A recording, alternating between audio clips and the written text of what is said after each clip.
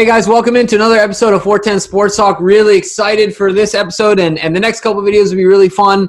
We have some local draft experts on the show. Craig and Danny Hanzelka from Hanz Picked are draft experts in all things NFL draft and especially the Baltimore Ravens, which of course is most important. So what we're going to do today is we're going to get into a couple of positions, break them down by position, and then just the draft board overall, where it's weak, where it's strong, get their opinion, get their intake, have them potentially tear apart our mock drafts. Be nice. Good grades.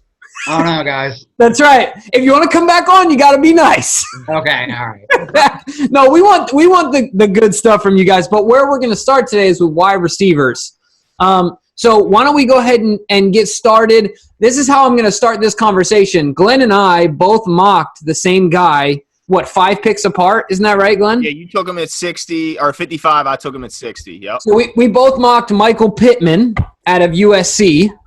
So before we get into your guys' positional breakdown overall of wide receivers, why don't we start there and then we'll talk about wide receivers as a whole. What do you think about that pick in the second round? We both took him in the second round. And what do you give him as a grade overall? Give us your take, Craig. Why don't you start us off? All right. Overall, I really do like Pittman. Out of my board, I have him at number 9. He ran He ran about a 4.5. Surprisingly, I didn't think he looked that fast on tape, but that's not his strength. His strength is really he's got big hands, really great at contested catches overall. In the second round, I think that's a really good value right there. Him, Higgins, Mims, those are the guys that are going to be really high potential guys that have really good catch radius and really good height. So in the second round, getting Pittman there, I think that's a strong value overall. And do you think that he fits the need at receiver the Ravens have? Personally, I think that Harbaugh really wants speed. If you look at the Chiefs, the most explosive offense, they're really pushing. They want speed. They got obviously Lamar. They got Justice Hill last year, even though he wasn't a main contributor. Marquise Brown's obviously a lot of speed. So I think they're trying to go the way of speed. And a lot of people still think that you need a speed guy and you need a big catch guy. But the Chiefs show you can totally just go with speed. And I think that's where Harbaugh wants to go. But I do think it would be a big help to have Pittman because him and Andrews would just make the end zone so much easier for Lamar to score in. Interesting. So, based on where we have him ranked, do you think he's ranked well in the second round? Danny, what I want to know from you is give us maybe an order of your wide receivers, not as far as fit. You know, we're going to talk about fit for the Ravens, but overall, how do you rank the receivers in the top half of this draft? Yeah, so I have Pittman's actually my number 11. I think it's a nice, strong draft class. I have Judy 1, Lamb 2, Henry Ruggs, a speed demon 3. Denzel Mims is a big potential guy. I have him at 4. T. Higgins 5. Laviska Shenault, who's a big after-the-catch guy. He gets it. He beats 1 or 2 guys. He's off. I have him at 6. Brandon Ayuk, who is a route-running machine at 7. Jalen Reagor, who's kind of like a mini Brandon Cooks, almost a little, not quite as quick, same type of build. KJ Hamler is a guy I really think fits for the Ravens. He's who I have at 9. He's like Hollywood Brown, just like a mini version. Justin Jefferson at 10, and then I have Pittman 11. One of the names that, Glenn, that you and I have talked about with Tony Thornton, another one of our guests, is Higgins. He seems to have liked him. What's your take, Craig, on Higgins? Do you think he's a fit for us, and do you think he would be there late in the first round where we're slotted to pick? For me, I looked at Higgins. He showed some drops. Obviously, with the contested catches, he's amazing at it. For whatever team he is, he's going to be a great deep threat because he has that 4.43 speed, and he's going to be a great red zone threat. So could he fit? Yeah. I personally don't think he's a first-round receiver, and I know that's against the grain. I think Danny would agree that Higgins, he should be a second-rounder. For my guys, I have 5 that could go in the first round or 6. And I think Higgins is my number 8. So Higgins is probably an early day 2 guy in my book. But would he fit? Absolutely. If we traded back into the beginning of the second, I think Harbaugh would love to have that option in the red zone, not just to have Mark Andrews, but have another big guy like T. Higgins. You guys mentioned some of your top guys, and I was wondering if they decide to go wide receiver in the first round, who of those top guys, who do you think has a shot at still being there at 28? Danny, I'm going to let you go after me because there's a few things. Danny doesn't like Rager. Rager is one of my favorite prospects. He kind of reminds me of a Steve Smith. He just has that it factor. When you give him the ball, man, he makes stuff happen. When you watch his comeback routes, he goes right past the first, really smart, goes a few yards past it, and then comes back, and he'll set you up for the next play where he does a hitch and go and get you for 40 yards. I love Rager. I think he'd be a great fit. You put him on the other side of Brown, it's going to be so hard to stop us. At that time, the biggest potential receiver, I think, could be Mims, and I know Danny likes him a lot. Great athlete, really big, makes some mental lapses here and there, but is very unpolished, but he's very athletic, and I think he could be amazing. Justin Jefferson, a lot of people have him ranked high, but I think it's possible that he could fall to us too because I don't have him ranked as high as other people do. But those are my first-round picks that I really like, Jefferson, Rager, and Mims. All right, Danny, I saw you making some faces over there. Why should we steer clear of Rager? Okay, so I don't dislike Rager at all. I think Rager's a great talent. I think he's a very well-rounded athlete. But for Craig, not liking somebody means that you don't think they're a first-round pick. And Rager isn't a first-round pick. He doesn't have a wow factor. He doesn't have something that you say, wow, that's really different from anybody else in this draft. But Rager is a solid receiver. If the Ravens took him in the second round, Craig, if they took him in the second round, I'd be like, cool, that's a great pick. But at 28, that's a reach. That's a reach, man. Wow. I don't think Mims is good at 28 either. So get your facts straight, Craig. Well, who do you think would be there and would be still a value at 28 for the Ravens? So if Judy, Lamb, and Ruggs, I'm assuming will be gone. I'd be very surprised if any of them were there. I don't think there's a receiver after them that I would take at 28, and I would say that's a steal because I think the rest of the receivers are good value at 28. I don't think anyone I walk away from and feel like I really stole something from the rest of the league. I agree with Danny. I really don't think you're going to get a great value at receiver at 28. In my head, if they went receiver, those are three I think would be maybe a possibility and that I think would be an okay value. I really do think they're all second rounders after the first three, but I think that second round, a lot of people are going to be taken off the board very quickly. Once they have their main target in the first round, I think in the second round, they're going to be gone quickly. So I wouldn't be surprised to see us reach for that guy that Harbaugh or EDC really, really wants. And so I think those three are possibilities. Are they great values? No, but are they worth it? Yeah, because they would really help our offense out tremendously. Now, it sounds like you two both have the same top three. It's Judy, and then who's the number two?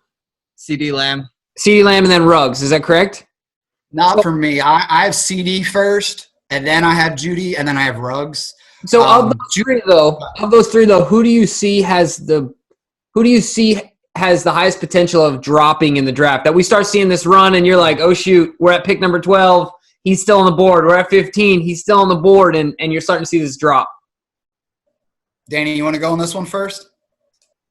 I think it would be Lamb. Because I think Judy's a pretty consensus number one. I think most teams have him number one. So if they're both there, they'll take Judy. And Ruggs has speed that you don't see every day. So that he has that thing that separates him from the rest of the draft. That an Al Davis, even though I know he's not here anymore, RIP, but someone like that will fall in love with, and they'll see him, and they'll be at 15. They'll say, this doesn't come around every year, and they'll just snap the finger and take him. Isn't that what he did with Hayward Bay? That's exactly what he did with Hayward Bay. Oh, gosh. That 4.27 speed is whoo. I agree with Danny. I think Judy has the highest floor. I can't see him failing. His routes are too clean. He's so much wiggle after he catches the ball. I can't see him failing. So he's got to go somewhere in the top 15 without a doubt. Ruggs is – Go ahead. I was going to say Ruggs is an elite speed athlete, and he's a good receiver on top of it. So teams love speed, and it's hard to get an elite receiver that has that much speed. So I can't see him falling out of the top 15 or 16. CD I think, is the best receiver, but he's the one I could see fall because he doesn't have that thing that distinguishes him from everyone else. Gotcha. And with that extra, you mentioned all the draft picks the Ravens have. With all those picks, do you think it's possible that they could move up and maybe go get a guy that maybe falls to the teens? Like, where do you see the highest possible pick for one of these three? Let me think. I wish I had the order in front of me of the team so I could see where is that. But I really don't see these three guys getting past like 14 to 16. So if we wanted one of them, I think we'd have to trade up to that area. That'd be a big jump. It would be. It would be probably a second and a third off the top of my head. I don't have the table in front of me with all the power numbers of each spot, but it would be a lot for sure. Well, Danny, let me ask you this. We mentioned a lot of the top-end guys. What is that guy that maybe the Ravens could get later in the draft that you say this guy would fit the Ravens perfectly, what they need, and I think they could get him a little later? So there's a couple people who could fall. I think KJ Hamler, who would probably be a second-round pick, but I think he fits the Ravens and what they want to do perfect. Like I said, he's basically the same thing as Hollywood Brown and just a different package. He actually had about the same speed. His hands are a little bigger. Yeah, his routes could be a little better, but they're not bad. I think Antonio Gandy-Goldman, he'll be falling later into the draft. He's a 6'4" receiver. He grew 5 inches his first year in college. He went to Liberty University. He's not polished, but the ability's there. He'll get the ball and he'll run through 3 or 4 tacklers into the end zone. I never grew 5 inches 1 year in my life. It's not fair. And Okay. All right. Anybody else? there's Tyler Johnson out of Minnesota, clean route runner. He's very balanced. He knows how to play. He'll get in. He'll get 40 catches. He might not ever reach a high end, but he'll start with a higher floor. And then there's Antonio Gibson, who's kind of a running back out of Memphis. He's kind of a receiver, whatever you want to play him at. He's just a weapon, and he's so elusive, and he ran a 4.3, and he's like 220 pounds. Do you remember? He's a monster. Yeah. You hear that, Jimbo? I do hear that. But let me ask you this. So we're in win now mode, right? So if we get a guy later in the draft as a steal or a dime in the rough, a value guy, there's usually a reason why he goes late in the draft. It's probably because he's unpolished, he's unfinished, unproven, or he's from a small school, something of that nature, or he's got a checkered past, whatever. Do you feel confident, Craig? Do you feel confident that if we don't get a receiver in the first 3 rounds, say, right, like in our first 5 picks, after that, we're going to be able to get a receiver in this draft that will contribute this year? So most years I'd say not likely. Like there's been guys that we drafted later on and I thought they were going to do something, but it's really hard because the coaching staff usually doesn't put much trust in guys from later rounds.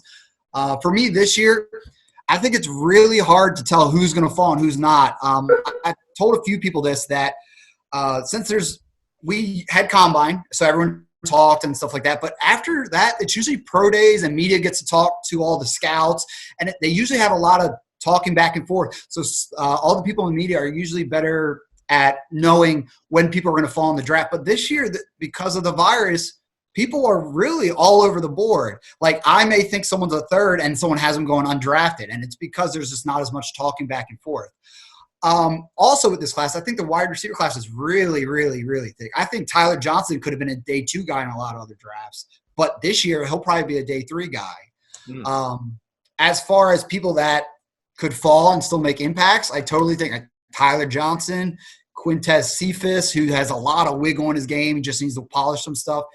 Antonio Gandy-Golden, he's a big athlete, and he can do a lot of things.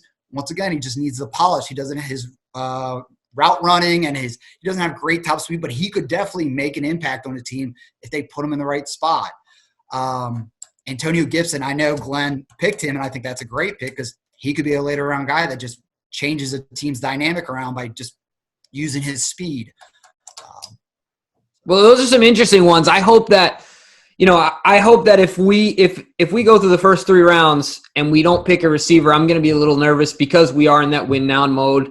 And I hope we can find somebody that miraculously and against odds is able to contribute in year 1, even though he's a later round guy, which isn't impossible. But, with the depth of this draft, it's really hard to tell. So I'm really excited to see what happens with this wide receiver class and what the Ravens do. We're really excited about it as well, and we appreciate your guys' insight. So thanks for coming on, and we are going to continue to break this down here in a couple other videos, so make sure you guys check them out and give us a like. Make sure to subscribe, and then leave your comments. Let us know, is Hanz picked? Are they just full of smoke? What's the deal here? All right? So we'll be back soon. See you.